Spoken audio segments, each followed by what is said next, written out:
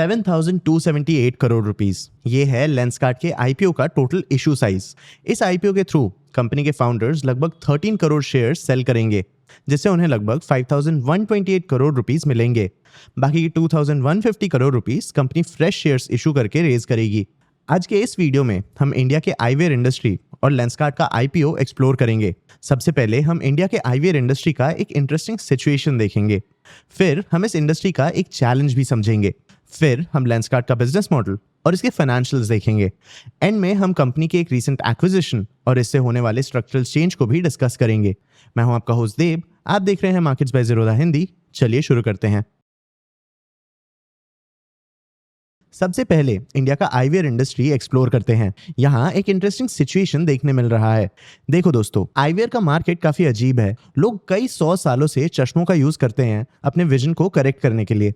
ना ही ये टेक्नोलॉजी नहीं है और ना ही इसकी नीड, लेकिन आज ये मार्केट बहुत ज्यादा रेलेवेंट है। पर ऐसा क्यों? क्योंकि इंडिया में एक आईसाइट एपिडेमिक चल रहा है। फाइनेंशियल ईयर 20 से फाइनेंशियल ईयर 25 तक, मतलब बस 5 सालों में इंडिया में आई इश्यूज का प्रेवलेंस 43% से 53% तक बढ़ गया है। मतलब लगभग 77.7 करोड़ लोग या इंडिया के पॉपुलेशन के आधे से भी ज्यादा लोगों को आई इश्यूज हैं। और सिचुएशन अब और बिगड़ रही है। कंसल्टिंग फर्म रेडसीयर के हिसाब से 2030 तक 62% इंडियंस, मतलब लगभग 94.3 करोड़ लोगों को विजन इश्यूज होंगे, जिन्हें विजन करेक्शन की भी जरूरत होगी। लेकिन ऐसा क्यों हो रहा है? देखो, इसके 3 सिंपल रीजंस हैं। हमारी उम्र बढ़ रही है, हमारा स्क्रीन यूजेज बहुत ज़्यादा बढ़ गया है और हमारे एनवायरनमेंट में पोल्यूशन बढ़ते जा रहा है। इसलिए हमारी आंखें पहले से कमज़ोर हो रही हैं। लेकिन हमारा चश्मे का पेनिट्रेशन ग्लोबल एवरेज से काफ़ी कम है।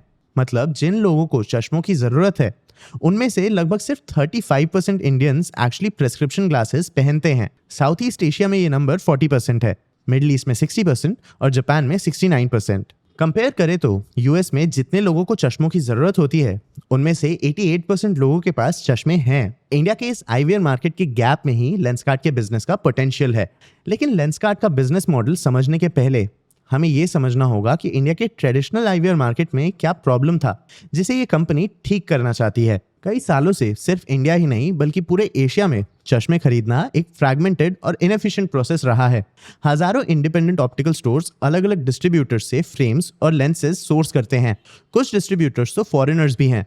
ये प्रोडक्ट्स बहुत सारे मिडलमैन के थ्रू होके इन ऑप्टिकल स्टोर्स तक पहुंचते हैं, जिससे इन पे मार्कअप्स भी बढ़ जाते हैं। फिर लोकल वर्कर्स मैनुअली लेंसेज को दुकानों में कट और फिट करते हैं। कस्टमर के लिए इस पूरे प्रोसेस से 3 प्रॉब्लम्स होती हैं: हाई कॉस्ट्स, बार बार ग्लासेस बनाने में एरर्स और लंबे डिलेज।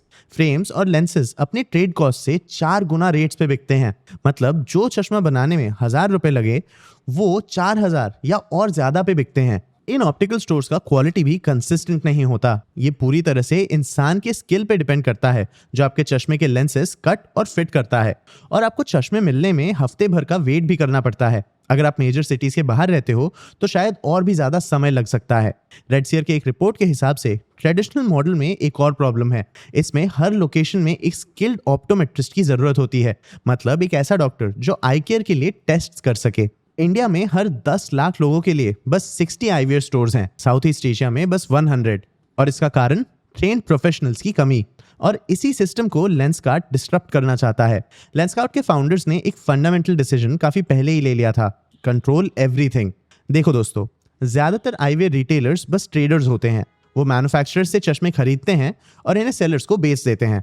लेकिन लेंसकार्ट ने डिसाइड किया कि वो मैन्युफैक्चरर, डिजाइनर, रिटेलर और लॉजिस्टिक्स कंपनी सब एक साथ बन जाएगा। चलिए समझते हैं कि ये सिस्टम एग्जैक्टली काम कैसे करता है। लेंसकार्ट इंडिया में 2 सेंट्रलाइज्ड फैसिलिटीज ऑपरेट करता है, एक भिवाड़ी राजस्थान में और एक गुरुग्राम हरियाणा में। कंपनी के प्रोस्पेक्टस के हिसाब से भिवाड़ी फैसिलिटी मैन्युफैक्चरिंग कैपेसिटी के मामले में दुनिया के top 2 vertically integrated centralised prescription glasses के मैन्युफैक्चरर्स में से एक है। और ये छोटे ऑपरेशंस नहीं हैं। फाइनेंशियल ईयर 25 में लेंसकार्ट ने जितने आई ग्लासेस बेचे, उसमें से 70% कंपनी ने खुद मैन्युफैक्चर किए। कंपनी ने अपने 2 फैसिलिटीज में 1 करोड़ 31 लाख यूनिट्स मैन्युफैक्चर किए। भिवाड़ी फैसिलिटी में 75% का ऑटोमेशन लेवल भी है। मतलब टोटल मैन्युफैक्चरिंग का 3/4 हिस्सा बिना किसी ह्यूमन इन्वॉल्वमेंट के होता है। रोबोटिक सिस्टम्स हाई प्रेसिशन के साथ लेंस कटिंग, एजिंग, पॉलिशिंग और असेंबली का काम करते हैं। एज ऑफ मार्च 31, 2025, लेंसकार्ट के इंडियन इन्वेंट्री का 75.37% सेंट्रलाइज्ड है और मैन्युफैक्चरिंग फैसिलिटीज में स्टोर्ड है।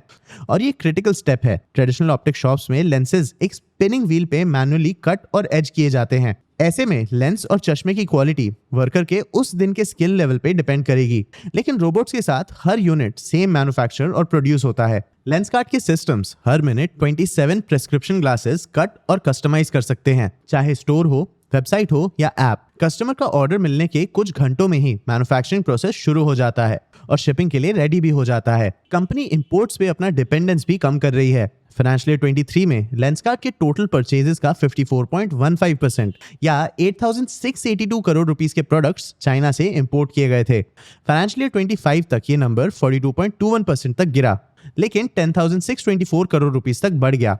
मतलब लेंसकार्ट ने अपना चाइनीज इंपोर्ट डिपेंडेंस कम तो किया है, लेकिन ये अभी भी बहुत बड़ा नंबर है और कंपनी के स्केल के कारण इसका एब्सोल्यूट अमाउंट भी बढ़ चुका है। लेंसकार्ट का डिलीवरी नेटवर्क भी कंपनी का एक इंटरेस्टिंग एस्पेक्ट है। कंपनी अपना खुद का लॉजिस्टिक्स नेटवर्क ऑपरेट करती है। अगर रात के 9 बजे के पहले कोई single vision prescription order place हो जाता है तो कंपनी इंडिया के 58 सिटीज में नेक्स्ट डे में ही डिलीवरी कर सकती है। सिंगापुर और यूनाइटेड अरब एमिरेट्स जैसे कुछ इंटरनेशनल मार्केट्स में भी लेंसकार्ट अपने रीजनल फैसिलिटीज से नेक्स्ट डे डिलीवरी ऑफर करता है। इन मार्केट्स के कस्टमर्स को कंपनी इंडिया के मैन्युफैक्चरिंग फैसिलिटीज से भी सर्व कर सकती है। लेंसकार्ट के सेंट्रलाइज्ड स्ट्रक्चर के कारण कंपनी को बेटर क्वालिटी, कम कॉस्ट्स, फास्टर डिलीवरी और ज्यादा प्रोडक्ट वैरायटी का फायदा मिलता है। लेंसकार्ट सिर्फ मैन्युफैक्चरिंग और लॉजिस्टिक्स में ही नहीं, बल्कि अपने बिजनेस के टेक्नोलॉजी से भी डिस्ट्रप्शन ला रहा है। कंपनी ने कस्टमर एंगेजमेंट, सप्लाई चेन और इंटरनल बिजनेस फंक्शन जैसे ऑपरेशंस के लिए टेक्नोलॉजी सॉल्यूशंस में हेवीली इन्वेस्ट किया है। चलिए कंपनी के टेक इंटीग्रेशन के कुछ एग्जांपल्स देखते हैं। जैसा मैंने बताया, इंडिया में स्किल्ड ऑप्टोमेट्रिस्ट की कमी आईवीआर इंडस्ट्री के लिए एक लिमिटिंग फैक्टर है, लेकिन लेंसकार्ट ने इस प्रॉब्लम को रिमोट ऑप्टोमेट्री से सॉल्व किया। लेकिन ये काम कैसे करता है? देखो दोस्तों, प्रोसेस काफी सिंपल है। कस्टमर लेंसकार्ट स्टोर जाता है और एक आई टेस्टिंग मशीन के सामने बैठता है। फर्क बस इतना है कि रूम में कोई ऑप्टोमेट्रिस्ट नहीं होता। वो शायद कोलकाता, गुरुग्राम या दूसरे किसी शहर से इक्विपमेंट को रिमोटली ऑपरेट कर रहे होते हैं। जून 30, 2025 तक लेंसकार्ट ने 164 ऑप्टोमेट्रिस्ट्स को इंडिया के 2 सेंट्रल लोकेशंस में एम्प्लॉय किया है।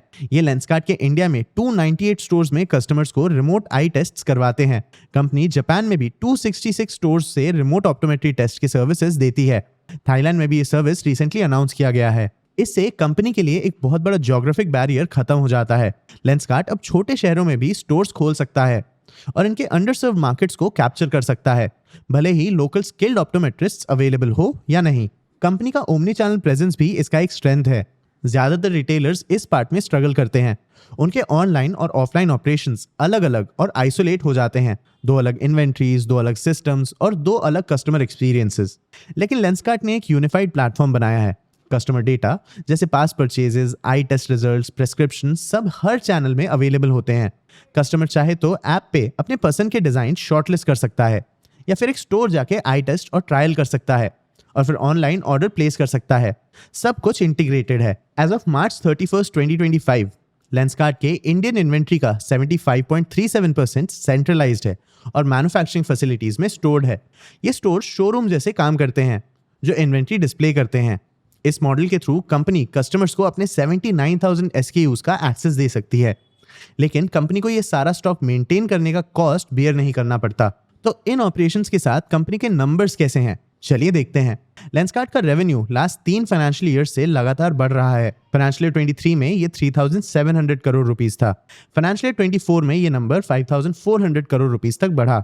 फाइनेंशियल ईयर 25 में ये नंबर 6,600 करोड़ रुपीस तक पहुंच गया है।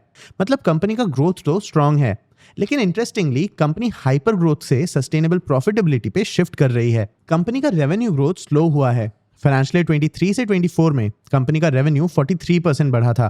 फाइनेंशियल ईयर 24 से 25 में ये ग्रोथ 22.5% तक गिर गया।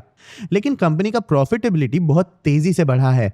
कंपनी का ग्रॉस मार्जिन पिछले 2 सालों में लगभग 500 बेसिस पॉइंट से बढ़ा है। फाइनेंशियल ईयर 23 में ये नंबर 63% था। फाइनेंशियल ईयर 25 तक ये नंबर 67.9% तक पहुंचा। मतलब लेंसकार्ट के चश्मे बेच के हर 100 रुपए के इनकम में उस चश्मे को बनाने का कॉस्ट बस 30 रुपीज के आसपास का लगता है। कंपनी का EBITDA मार्जिन डबल से भी ज्यादा बढ़ा, फाइनेंशियल ईयर 23 के 6.86% से फाइनेंशियल ईयर 25 के 14.6% तक। फाइनेंशियल ईयर 25 में लेंसकार्ट ने 297 करोड़ रुपीस का अपना पहला एनुअल प्रॉफिट भी रिपोर्ट किया। इंडिया में लेंसकार्ट का सबसे बड़ा मार्केट है। यहाँ कंपनी 415 सिटीज में 2137 स्टोर्स ऑपरेट करती है। इंडिया सेगमेंट का रेवेन्यू फाइनेंशियल ईयर 23 से फाइनेंशियल ईयर 25 तक 30.29% CAGR से बढ़ा। फाइनेंशियल ईयर 25 में लेंसकार्ट के इंडियन स्टोर्स ने 23,492 रुपीस का एवरेज रेवेन्यू पर स्क्वायर फुट रिकॉर्ड किया। रेडसीयर के हिसाब से ये इंडिया के लीडिंग बड़े ऑर्गेनाइज्ड प्रेस्क्रिप्शन आईग्लास रिटेलर्स में हाईएस्ट है।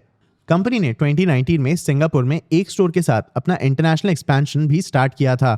आज कंपनी इंडिया के बाहर 145 सिटीज में 669 स्टोर्स ऑपरेट करती है। कंपनी का presence Japan, south east Asia और मिडिल ईस्ट में है। कंपनी ने अगस्त 2022 में ओन डेज नाम का एक Japan and south east Asia based eyewear brand भी अक्वायर किया। फाइनेंशियल ईयर 25 में कंपनी ने इंटरनेशनल सेगमेंट से 2638 करोड़ रुपीस का रेवेन्यू जनरेट किया। इंटरनेशनल मार्केट्स में ग्रॉस मार्जिन ज्यादा है। इंडिया में ये नंबर 63% है, इंटरनेशनल मार्केट्स में ये नंबर 74% है। ऐसा इसीलिए है क्योंकि ये मार्केट्स कम प्राइस सेंसिटिव होते हैं। कंपनी का इंटरनेशनल बिजनेस अब ओवरऑल प्रॉफिटेबिलिटी में हेल्दीली कंट्रीब्यूट कर रहा है। इंटरनेशनल बिजनेस के बाद चलिए कंपनी के बिजनेस मॉडल का एक इंपॉर्टेंट चेंज समझते हैं। 2024 तक ज्यादातर लेंसकार्ट स्टोर्स डील्सकार्ट नाम का एक फ्रेंचाइजी रन कर रहा था। लेंसकार्ट का डील्सकार्ट के साथ एक मास्टर फ्रेंचाइज एग्रीमेंट था जिसके अंडर डील्सकार्ट लेंसकार्ट ब्रांडेड स्टोर्स चलाता था। अक्टूबर 2020 से लेंसकार्ट नए लोकेशंस लीज पे लेके उन्हें डील्सकार्ट को सबलीज कर देता था। फिर दिसंबर 2024 में लेंसकार्ट ने डील्सकार्ट को अक्वायर कर लिया। डील्सकार्ट अब लेंसकार्ट का होली ओन सब्सिडरी बन गया और सारे फ्रेंचाइज स्टोर्स कंपनी ओन्ड बन गए। ये एक बड़ा शिफ्ट था। एक तरफ इससे लेंसकार्ट को इन स्टोर्स का पूरा कंट्रोल मिलता है और कंपनी को फ्रेंचाइज कमीशंस नहीं देने पड़ते। इससे कंपनी के मार्जिन्स इंप्रूव हो सकते हैं। वहीं दूसरी तरफ लेंसकार्ट को अब डील्सकार्ट के हजारों एम्प्लॉइज को अपने पेरोल में अब्सॉर्ब करना होगा और हर स्टोर एक्सपेंशन के लिए कंपनी को अपना फंड इन्वेस्ट करना होगा। इस एक्विजिशन के बाद से इंडिया में खुलने वाला हर नया स्टोर कंपनी ओन्ड होगा, फ्रेंचाइजी ओन्ड नहीं। आईपीओ के फंड्स का एक बड़ा हिस्सा मतलब लगभग 2150 करोड़ रुपीस इस ट्रांजिशन को फंड करने और कंपनी के कैपिटल इंटेंसिव स्टोर एक्सपेंशन में यूज होगा। आपको क्या लगता है, क्या लेंसकार्ट अपना प्रॉफिटेबिलिटी मेंटेन कर पाएगा? क्या लेंसकार्ट इंडिया के अंडरसर्व्ड मार्केट्स को कैप्चर कर पाएगा? अपने व्यूज हमें कमेंट सेक्शन में जरूर बताना। आगे आप कौन से टॉपिक से वीडियोस देखना चाहते हो ये भी हमें कमेंट सेक्शन में जरूर बताना। अगर ये वीडियो आपको इन्फॉर्मेटिव लगा तो इसे लाइक और शेयर जरूर करना। ऐसे ही और वीडियोस के लिए चैनल को सब्सक्राइब भी कर लेना। आज के लिए इतना ही, मिलते हैं अगले वीडियो में।